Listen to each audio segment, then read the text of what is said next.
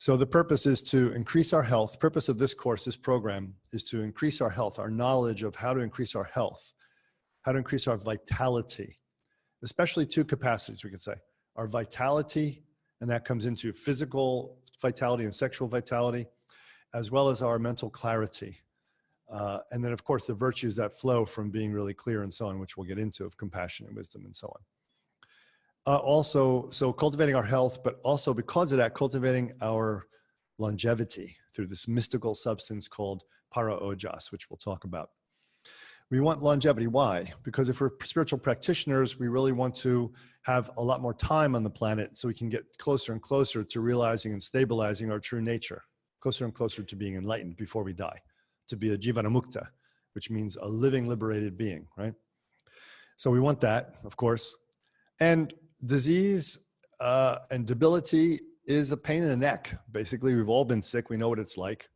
Imagine as you're aging, if you don't have to have disease, but you're simply getting more years clocked up on the calendar.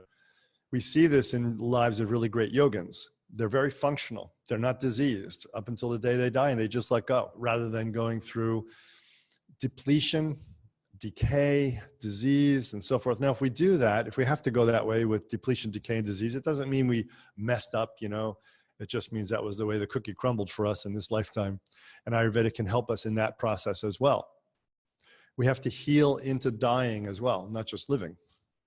So it's very important that we embrace this understanding of Ayurveda increasing our longevity, but our practical use of those years by not being as diseased or diseased at all.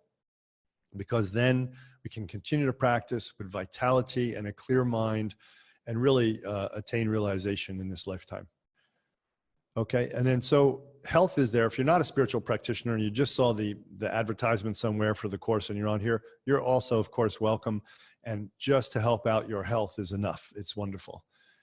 We don't have to be involved in spiritual practice to benefit from Ayurveda, that's for sure.